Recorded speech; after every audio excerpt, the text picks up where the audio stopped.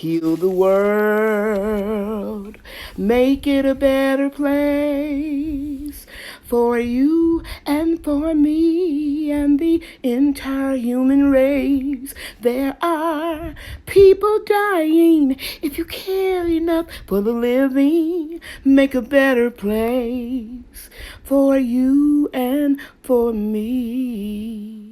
Hey everybody, Lady Cheryl here, and as you know, we've had an incredible amount of rain in Zone 8A, Mesquite, Texas, with a lot of Red River flooding. And even though I have well-draining raised garden beds, my backyard is on a slope. And sometimes during that rainy period, it collects water, even in the raised garden beds.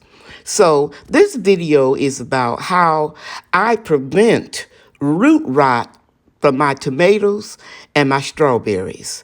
Okay, let's get started. Did you know that ladybugs can fly? Yep, they sure can. Now in this video, after it rains, I'm gonna go ahead and get all the branches that are of the tomato plants that are close to the ground. But I just want to share with you guys that you don't see a lot of yellowing on these plants yet, because these are the plants that were outside that didn't have the cover like the greenhouse over there did.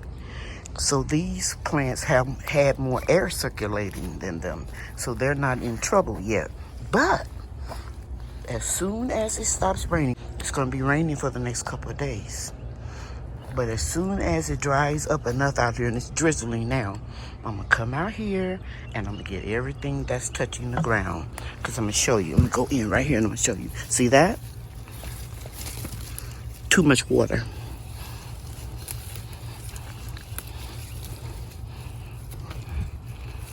Too much rain. So I just go in here and just pinch them off. Yeah? But it's amazing that the plants in the greenhouse over there came out first because they have the protection of all of the cover. And these came out later, and they're in better shape and are actually growing bigger and taller than the ones that are in the greenhouse, because they have a windbreak. They got these trees right over here, these peach and cherry and nectarine tree. And then they have the Sisera magnolia and the jujube tree and the elderberries and these platforms. Let me step back and show you. These platforms here and over there and over there and over there, that's giving them a microclimate. So even when they got down to like 39 degrees, they still did pretty good because they are in a microclimate. And guys, this is what, if you haven't seen it before, this is what the society garden looks like when it blooms. Now, here's a picture of the two garden beds before I transplanted the tomato seedlings. It's absolutely incredible how everything has transformed in just a couple of months. And remember, I wasn't sure if they were going to make it because we had a 3-degree temperature last February. But they're blooming everywhere, and they keep the insects away. Now, they don't keep all insects away. The little hornworm, you got to really watch out for it because they don't care about society garlic, and they'll come in here and try to destroy your crops. So you have to really watch everything. This is my Lisbon lemon. It's doing very well. As you can see, all of this new growth across here and over here. I'm excited about it. And this is the Arctic Freeze Satsuma, and it's still hanging on to a full blooms that it had when I purchased it, and little leaves are growing. And my grapefruit tree right here is looking the best so far. The leaves look absolutely beautiful, healthy, and shiny. It had that one little bloom right there, and it's still there. And this is my Miho Satsuma. It is the only thing that really survived the freeze. You can see all the blooms because we have had high winds. I'm going to go in closer. And you can see it's loaded with fruit. It has over 100 pieces of fruit. I don't know if it's going to hang on to all of it. I think we had like 29 pieces last year, but I think we're going to have much more fruit this year. Okay? And I'll bring in you updates. And one thing about these little Satsuma trees, they are strong. The branches are strong, and they will really hold on to the fruit very well, providing it's not sick. I mean, just look at all these clusters. And when I tell you it's been windy, and this is how it starts off, and then it'll be a flower, and you see those ants, and then it will turn into that. And they are self-fertile, meaning that they don't need a pollinator. I mean, just gorgeous. I'm very, very excited.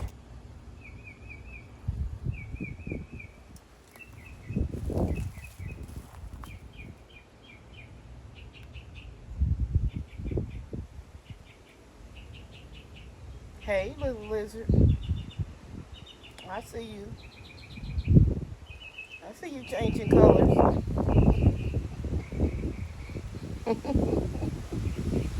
Thank you for standing guard. Eat those insects, honey. Have a great day. Here's a little update on my, let me go back out. An update on my gorilla cart that I turned into a herb garden. And remember I told you guys that I scoop the marigolds up out of the raised garden bed. If you look right here, it's getting ready to bloom. Excuse my nails, I was transplanting. And everything is looking good over here. Now I'm gonna go over and show you what I was transplanting. I wanted to hurry up before it started raining heavy and get these little impatiens that I found on sale in here. And I'm gonna put some marigolds right here. And I'll go show you where I'm gonna scoop them up from. I'm over here in the prayer garden, and I want to show you. See these little marigolds right here? I always, in my big pots, when I have like one or two things in it, I always grow a couple extra marigolds. This is Mexican Petunia. I'll let it grow. And I'm going to take all of these, because I do this all the time. I know it'll be fine. You don't even have to have any of the native soil. And I'm going to go take these, and I'll put them in that tray. Now I'm back over here. I said tray, but I meant to say elevated raised garden bed. Making a hole. Dropping those in, closing it up, pressing down. I'm going to put the biggest one right here in the middle. Here's the biggest one, so I'll put that one about right here. And I'll put one here, and one here. Making a hole, dropping it in, closing it up, pressing down. Make a little hole, drop it in, close it up, and press down. Then it's gonna rain in and cover up any little gaps in the soil. Let's get all those long roots in there, close it up, and press down. And the last one, making a hole. I enjoy this so much. I just left my daughter and son-in-law's house. He cooked breakfast for us for Mother's Day. Brian and Bria invited me yesterday, and then they called me at 6:30 this morning, 6 times, to remind me to come. I was walking around the food forest at the time, and something said, check your phone. And sure enough, Brian had called me 6 times to remind me that I'm supposed to be there at 7:30. And we had a delicious breakfast. My son-in-law cooked pancakes, eggs, bacon and sausage, orange juice, and coffee. Okay, so that's going to look really pretty in a few weeks when these start blooming. Okay, I moved my soursops out of the comfort of this overhang up here so they can get a lot of water. And you can see that they are transitioning, but it's okay. They will come back. Got a little sunburn. The parts that were sticking out from up under the overhang on the patio, I'm just going to lightly take these leaves off. They'll drop off really, as you can see right here and here. I'm not worried about it all because I'm going to tell you something. I've seen these soursop trees drop every leaf when I transitioned them from the outside to the greenhouse. They dropped all their leaves one year when I brought them in the house from outside. They dropped all their leaves when it was too humid. I don't like to see the struggling leaves. I like to just pinch them off and let them start regenerating another one, because that's taking up too much energy. So I just like to take the bad leaves off. But they will eventually drop off. But it's something that I enjoy doing because I don't like to look at my plant looking sick. And everywhere where a leaf dropped or I remove, I'm going to show you guys in the future that they will come right back. Okay?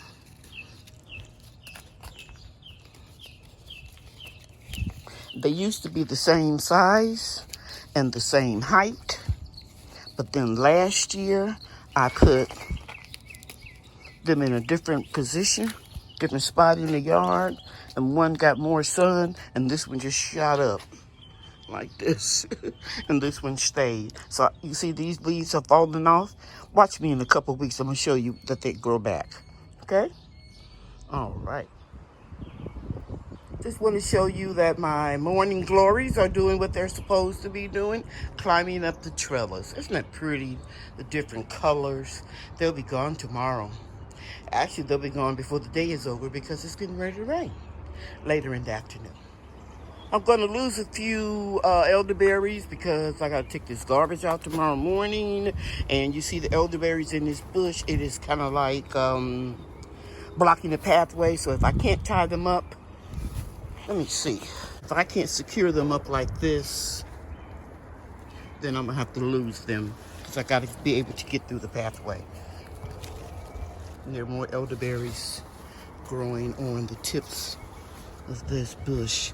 But the bush starts right here. And you can see I've been cleaning up and I've got to get this trash out for the garbage collection tomorrow. So we're getting a lot of rain, so you see a little yellowing.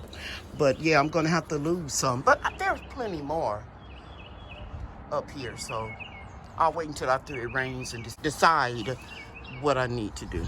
Okay, here's a lovely surprise. Coneflowers bloomed yesterday on Mother's Day. I didn't see them because I wasn't out here that much, but they're going to get even larger. Purple echinacea coneflowers. They come back every year. And I've decided I'm not going to wait any longer on this gala apple tree. It's dead. I read an article yesterday that if the tree started to bloom and then the freeze came, that would kill the tree also. And you can see it's loaded with fruiting buds. And see, yeah, now it's dying because a few weeks ago I couldn't snap it off like that. So I'm going to have my landscaper take it out so that I can put a couple more trees here. Maybe put this pear tree right here that's in a container and just, free up some space. All of this got to go. I'm tired of looking at it. It makes me depressed. See, look, it's dying. Convincing myself. Bye. I'm absolutely loving my sea of comfrey. Fantastic. I don't know if you noticed, but right in this little aisle, I used to have a lot of containers. I'm slowly cleaning that area up behind the shed and in front of the old shed. That's the only place in the food forest I need to continue to clean up. And my goal is to have it all done by June 1st. Set goals for yourself, people, and get it done. Grapes, Concord grapes, doing wonderful. Oh, I know I want to show you all. Let me walk over there. The wind. Wind is no joke here in North Texas. It's killing me, killing my fruit. But I still have a lot of pears. But you can see that tree just moving because the wind is so high.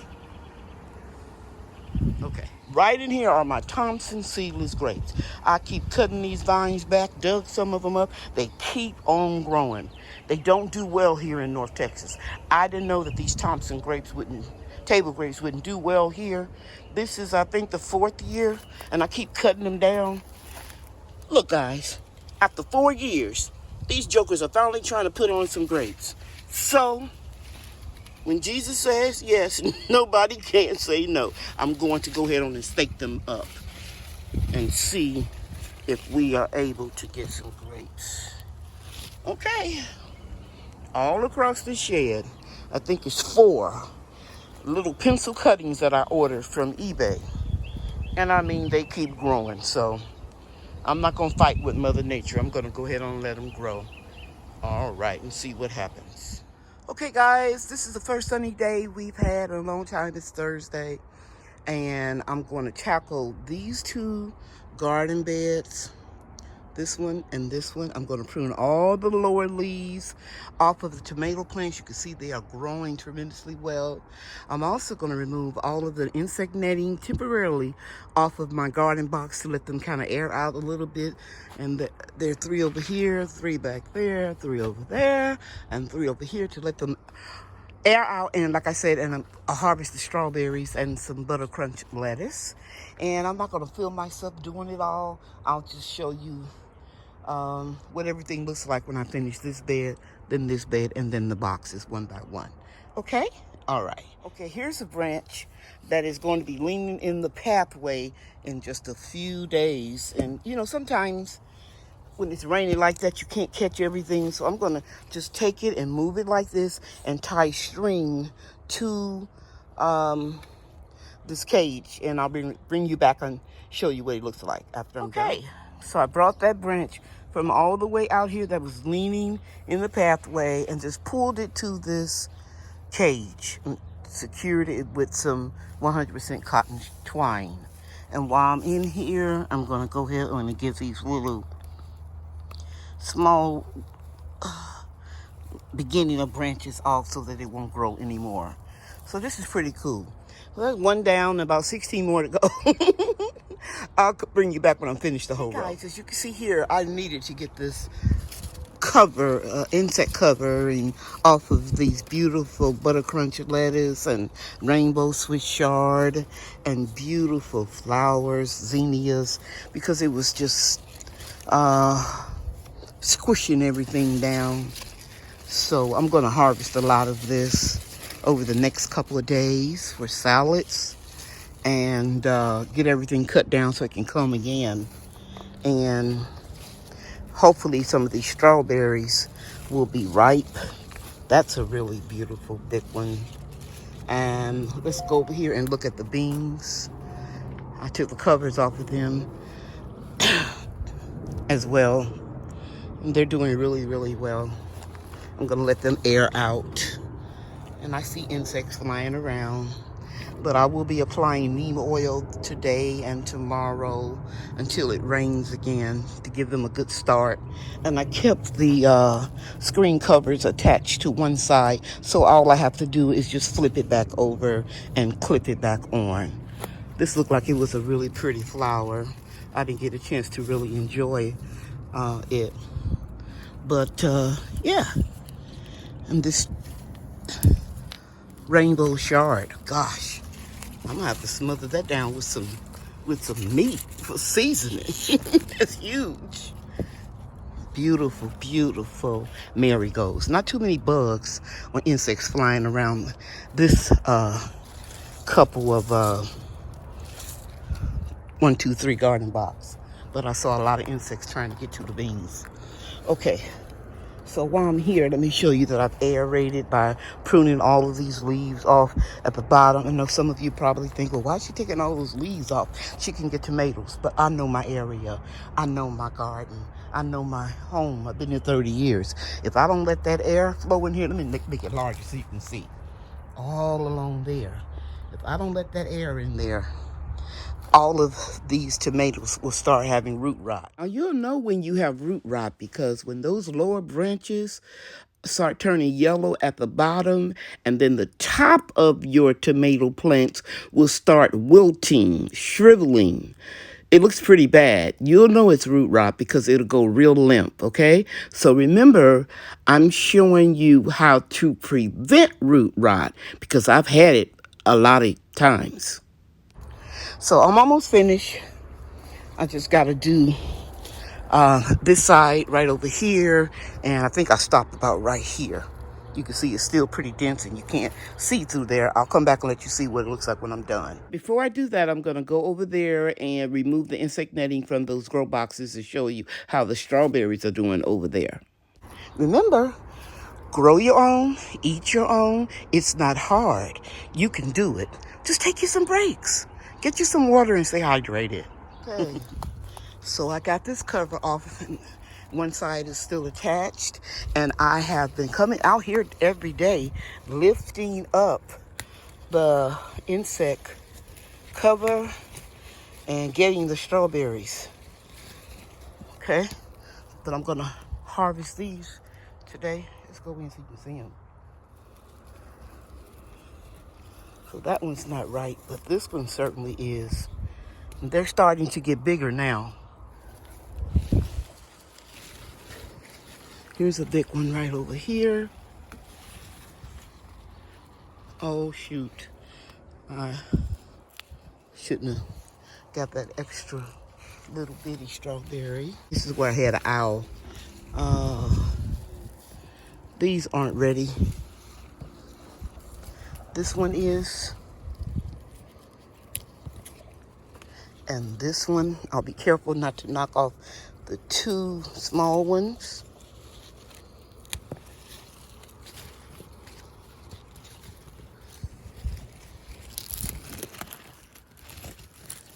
And look like might be a baby snail in here somewhere that's been eating on that strawberry. Snail or slug. I will be sure to put some neem oil in here because these are some nice big strawberries that are going to be ripe about Saturday when Bria comes, my little strawberry girl. Let's see if there's any more over here. I don't see any, but more that are not ripe. Here's a little one. I don't know about you, but some of these little bitty strawberries, guys, could be super, super sweet. Okay.